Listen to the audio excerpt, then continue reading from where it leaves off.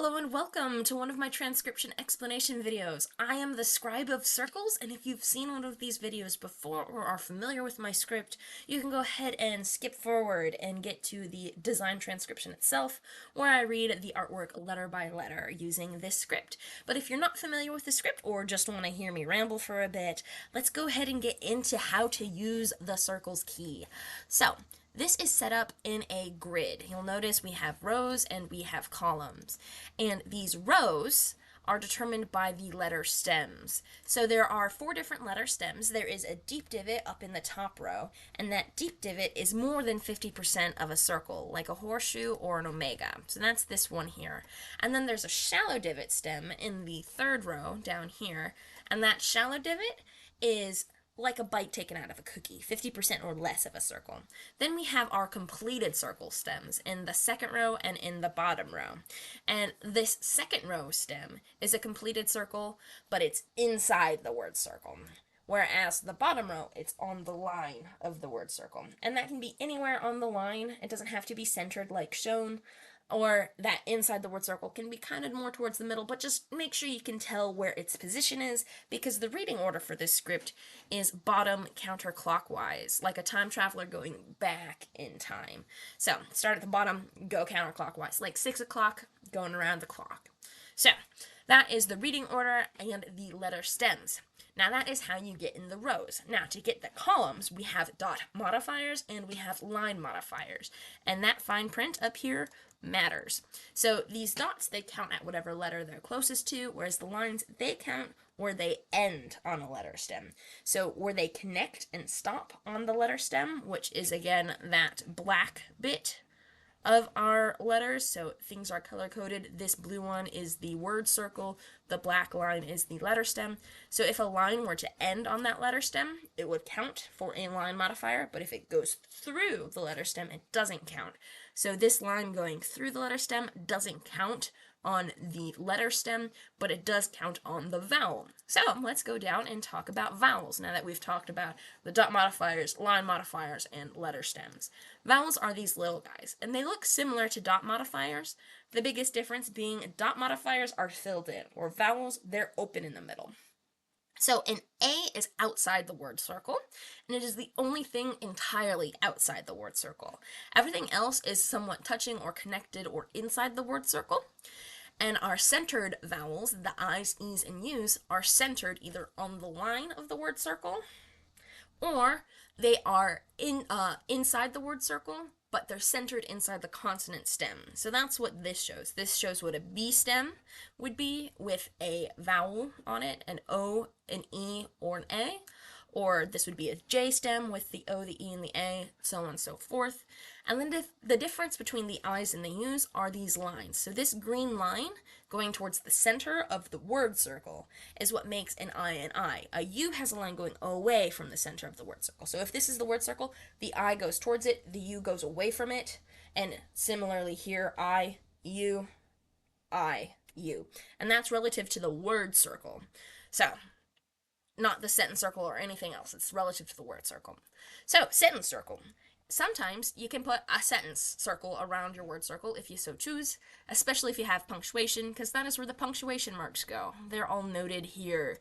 And a sentence circle, it can have these decorative divots to kind of fill an empty space between words, so long as you can tell that, you have a sentence circle with a word circle. You could sneak in a secret word in the sentence circle if you wanted, but that is generally, not something you would expect people to read. And then there's this start marker, which is optional. If you have the reading order in the typical bottom counterclockwise fashion on a design that will be oriented bottom with a top and a bottom, you don't need your start marker. You can put that there if it's something that'll spin, like a sticker, or if it's something that will, have multiple kind of start places. If you're writing a poem or something, you can use the start marker as a bit of a roadmap. I tend to not use a start marker when possible because most of my designs are used as tattoos, which there's a person attached to a tattoo and they'll tell you where to start and which direction is up or down. So yeah, the last bit is this letter stacking junk. and this is complicated. This makes a lot more sense in practice, and if I use letter stacking in the design, I'll go more into this in the specific design. Otherwise, the quick and dirty is letters in the same row can be stacked. That means they have the same letter stem. You read thin to thick, and same thickness means same letter. So you don't need to double up the modifiers. If you have like a double L, you don't need 6 dots, because an L has 3 dots. It's just you have 2 of the same completed circle, like a double circle. That's an L. If you were to write an L and a J, then you need one line with the 3 dots by it to be thinner, and then the J to be thicker, because you read thin to thick. Vowels are read after consonants, so this would be a B before the O, E, or A. This would be a J read before the vowel, so on and so forth. And a slash through a vowel, so like not a line modifier, not connecting to anything else, but just like a little hash line through our vowel, moves it up 1 letter in the stack. So that is letter stacking, and letter stacking is tricky. If you'd like to learn more about letter stacking, you can read the full guide document here, or you can see the video tutorial here, and I go more in depth as far as the different ways different things can look in that video tutorial. And if you're more interested about the history and development of the script, these are the presentation slides me and Lauren give at panels at conventions and stuff, where we talk about the history and development of the script, as well as its use on Doctor Who.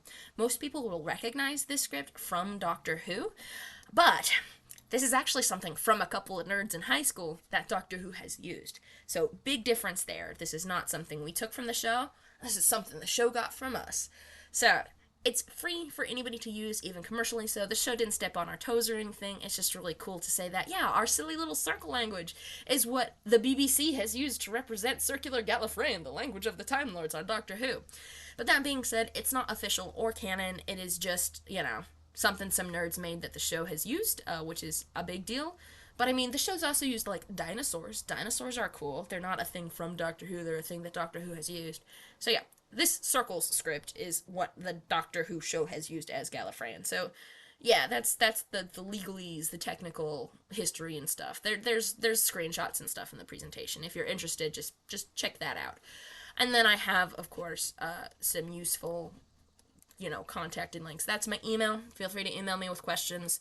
Then shermansplanet.com is Lauren's main site, where there's more information about what they've been doing, as well as information on Gallifreyan there. And then, of course, my Etsy, where I have all of the different options as far as custom stuff I can make for you with the Sirkles. So yeah, let's go ahead and get into the design transcription for the specific design of this video. This design says, what would the Doctor do? And it was done in a relatively traditional style, with a larger circle in the center, with some circles of smaller sizes branching off from it. And it says, again, what would the Doctor do? And this is a simple unraveled transcription of the design, where we show the letter stems plus their modifiers, and then in this design itself, it has those words wrapped up in a good old sentence circle. So here's our first word. This is what, and our first word in the design is here, and bottom counterclockwise starting here. We have this shallow divot shape, so that one there with 1 dot on it, so that's a WH. And then we have the A outside the word circle, and then this shallow divot for the T. So here's what. And then we have our next word, would. We start at the bottom again, and we have a shallow divot with 2 lines, and then I have the O attached like a bead on a string. And in this design, I erased the line going behind the vowels on the consonant modifiers, on the consonant stems, to show that there is an empty space to differentiate the vowels from the dot modifiers, especially on things like this. And in a tattoo, things can kind of blur and get fuzzy, and I want to make sure that the vowels are distinct from the dot modifiers. So that's why I erased the line behind the O there on the W. So W-O, and then U has a line going outwards. And it's important that this line does connect up to the U, because if it ended on this sentence circle, then it would not be a U, and it would just be an E, because a U needs 1 line going outwards. And then we have an L with 3 dots, and a D, which is a deep divot with 3 dots, so that would be would. And then we have we have a TH, circle on the line of the word circle, continuing around, and there's the E. And then we have doctor, deep divot with 1, 2, 3 dots on it. And then the O attached again like a bead on a string, but with that constant line erased from behind it. Then a C has 1, 2, 3, 4 dots. Then we have the T, shallow divot, no modifiers, the O inside the word circle, and then the shallow divot with 3 dots for the R, so that would be doctor. And then last but not least, we have do. We have a deep divot with 3 dots for the D, and then the O inside the word circle. Again, vowels are these little guys, and consonants are the larger letter stems. And then we have the question mark, which is on the sentence circle, and a question mark is 2 dots. So yep, that is that design that says, what would the doctor do? I hope you like it, and I hope it makes a good tattoo for you. See ya, bye.